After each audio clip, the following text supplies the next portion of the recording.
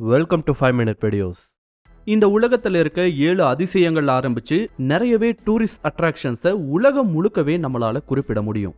அதுலயும் சில இடங்களுக்கெல்லாம் ஆன்லைன்ல ரொம்ப பெரிய அளவிலேயே ஹைப்பும் கொடுக்கப்படும். இப்படி ஹைப் கொடுக்கப்படுற எல்லா டூரிஸ்ட் அட்ராக்ஷனுமே இந்த ஹைப்புக்கு ஒர்த்தானதான்னு கேட்டா அது சந்தேகமான விஷயம்தான். ஆன்லைன்ல கொடுக்கப்படுற ஹைப்பை நம்பி அங்க போன பல பேர் அங்க அவங்களுக்கு ஏற்பட்ட மோசமான எக்ஸ்பீரியன்ஸ்னாலேயே இது கொடுத்த ஹைப்புக்கு அவ்வளோ ஒன்றும் ஒர்த்தா இல்லைன்னு யோசிக்கவும் வச்சிருக்கான். அப்படிப்பட்ட சில இடங்களை பத்தி தான் இந்த கவுண்டவுன் வீடியோல நாம பார்க்க போறோம். Buckingham palace, London. லண்டன்ல இருக்க ஃபேமஸான டூரிஸ்ட் அட்ராக்ஷன்ல ஒன்று தான் இந்த பக்கிங்ஹாம் பேலஸ். இங்கிலாந்தோட அரச குடும்பம் இங்க தான் வாழ்ந்து வர்றாங்க. இந்த பேலஸ்ல இதுக்கு முன்னாடி குவீன் எலிசபெத் வாழ்ந்து வந்தாங்க. இப்போ அரசர் சார்லஸ் இங்க வாழ்ந்துகிட்டு இருக்காரு. என்னதான் இந்த மாளிகையில இங்கிலாந்தோட அரச குடும்பம் வாழ்ந்தாலும் இதோட ஒரு பகுதியை பப்ளிக் டூருக்காகவும் ஓபன் பண்ணி வச்சிருக்காங்க. இங்கிலாந்தோட அரச குடும்பம் வாழக்கூடிய இந்த இடத்தை வெளியே இருந்து பார்க்கும்போது ஒரு தடவையாவது உள்ள போய் என்ன இருக்குன்னு பார்த்துடணும்னு தோண வைக்கிற அளவுக்கு இந்த பக்கிங்ஹாம் பேலஸை மெயின்டைன் பண்ணிட்டு இருப்பாங்க.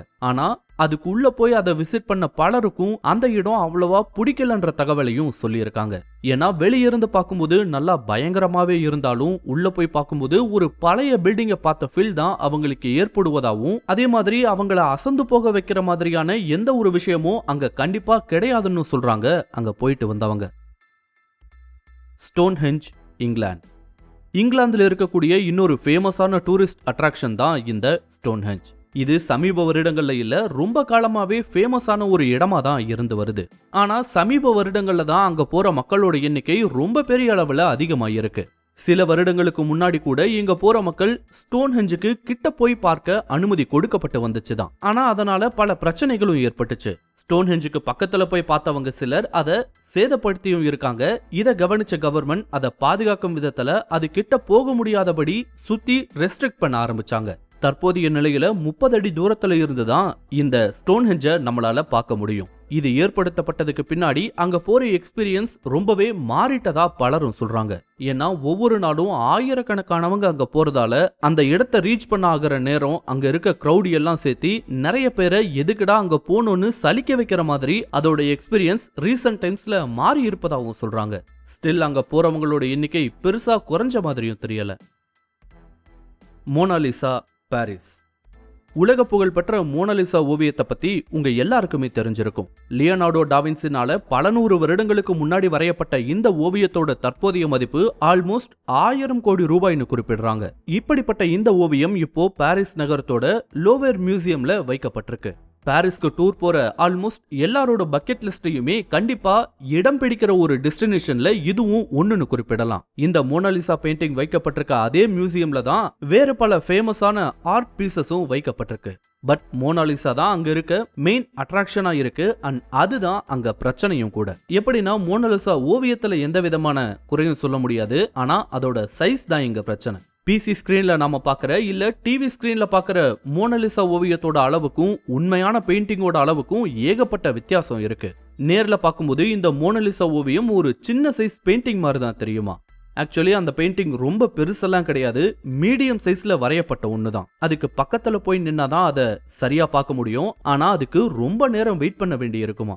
பிகாஸ் மோனாலிசா ஓவியத்தை பார்க்க அந்த அளவுக்கு கூட்டம் இருக்குன்னு சொல்றாங்க. அப்படி வெயிட் பண்ணி பார்க்கறது சிலருக்கு ஒரு ஆச்சரியமான எக்ஸ்பீரியன்ஸை ஏற்படுத்தலாம் தான். பட் பலருக்கும் அந்த கூட்டத்தை தாண்டி உள்ள போய் பார்க்கறதுக்கே ஒரு மாதிரி ஃபெட்டப் ஆகிடுவாங்களாம். இதுக்கு ஸ்கிரீன்லயே நம்ம பார்த்துட்டு போயிடலான்ற அளவுக்கு கூட அவங்களுக்கு ஃபீல் ஆயிடுமா. லீனிங் டவர், பைசா. யூரோப்ல இருக்கக்கூடிய இன்னொரு ஃபேமஸான டூரிஸ்ட் அட்ராக்ஷன் தான் இந்த பைசாவின் சாய்ந்த கோபுரம். உண்மையில இது ஒரு இன்ஜினியரிங் மிஸ்டேக்னு தான் சொல்லணும். இங்க இருக்க மண்ணோட தன்மையை பத்தி எந்த ஒரு ஸ்டடியும் பண்ணாம இந்த ஸ்ட்ரக்சரை கட்டுனதால தான் இது இந்த அளவுக்கு லீன் ஆகி இருக்கு. ஆனா இதுவே நாளடைவில் அதுக்கு ஒரு அடையாளமாவும் மாறிடுச்சுன்னு சொல்லலாம். ஆக்சுவலா இது கட்டப்பட்டதற்கான காரணம் இது கிடையாது, வேற ஒண்ணு. எதுக்குன்னா அங்க இருக்கக்கூடிய கேத்தீட்ரலோட பெல் டவரா தான் இதை முதல்ல கன்ஸ்ட்ரக்ட் பண்ணியிருக்காங்க. நேரா இருக்கும்போது இதோட உயரம்னு பார்க்கும்போது 183 அடி. இந்த உயரத்துல ஒரு பெரிய பெல்ல பொருத்தி அதை ஒலிக்க வைக்கும்போது நெடுந்தொலைவு வரைக்கும் கண்டிப்பா அது கேக்குன்ற ஒரு எண்ணத்துல தான் இதை கட்ட ஆரம்பிச்சாங்க. ஆனா எதிர்பாராத விதமா இந்த பெல் டவர் லீன் ஆக ஆரம்பிச்சிருக்கு. அண்ட் காலப்போக்கில் இது ஒரு ஃபேமஸ் டூரிஸ்ட் டெஸ்டினேஷனாகவும் மாறி இருக்கு. இங்கேயும் பிரச்சனை இந்த ஓவர் கிரவுட் தான். அதுவும் குறிப்பா ஸ்கிரீன்ல நீங்க பாக்குற இந்த போஸை குறிப்பிடலாம். வேற எதுவும் சொல்றதுக்கு இல்ல, அடுத்த பிளேஸை பத்தி பார்க்கலாம். கோவா, இந்தியா. இந்தியாவில் இருக்கக்கூடிய ஒரு ஃபேமஸான கோஸ்டல் சிட்டி தான் கோவா. ஆப்வியஸ்லி இது எல்லாருக்குமே தெரிஞ்சிருக்கும். கோவாவை பார்ட்டி கேபிட்டல் ஆஃப் இந்தியான்னு கூட சொல்லுவாங்க. நம்ம எல்லாருமே ஒரு முறையாச்சும் கோவா போகணும்னு கண்டிப்பா பிளான் பண்ணியிருப்போம். அதுக்கேத்த மாதிரி தான் அதுக்கு கொடுக்கப்பட்ட ஹைப்பும் இருக்கும். அது தப்பும் இல்ல.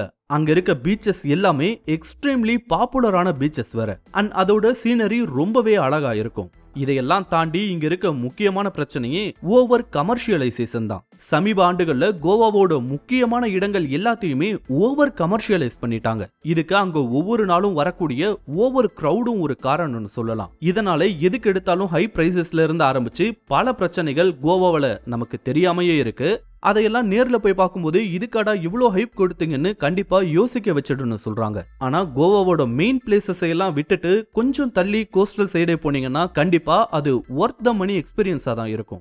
ஸோ நீங்க அடுத்த முறை கோவா போக பிளான் பண்ணா இதையெல்லாம் கன்சிடர் பண்ணிட்டு உங்களோட ட்ரிப்பை ஷெட்யூல் பண்ணுங்க.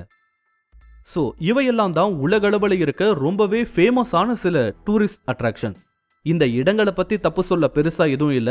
பட் இங்க போறப்ப கிடைக்கக்கூடிய எக்ஸ்பீரியன்ஸ் தான் இந்த இடங்களோட எக்ஸைட்மெண்ட்டையே பெரிய அளவுல இம்பாக்ட் பண்ணுதுன்னு சொல்றாங்க. இதனாலேயே இந்த இடங்களை எல்லாம் ஓவரேட்டடான ஒண்ணுன்னு அங்க போற பலரையும் யோசிக்க வைக்குதான். இதுல உங்களோட தாட்ஸை பத்தி கமெண்ட்ஸ்ல சொல்லுங்க. வீடியோவை முடிக்கிறதுக்கு முன்னாடி ஒரு சின்ன அனௌன்ஸ்மெண்ட். கிரீப்பி பாஸ்டா ஸ்டோரிஸ்க்காகவே நாம தனியா ஹாண்டட் டைம்ஸ்ன்ற ஒரு சேனல் ஆரம்பிச்சிருக்கோம். அந்த சேனல்ல வீடியோஸ் ரெகுலரா அப்டேட் பண்ணவும் ஆரம்பிச்சாச்சு. அந்த சேனலோட லிங்கை இந்த வீடியோவோட டிஸ்கிரிப்ஷன்லயும் ஃபர்ஸ்ட் கமெண்ட்லயும் பின் பண்ணியிருக்கேன். கண்டிப்பா செக் பண்ணி பாருங்க.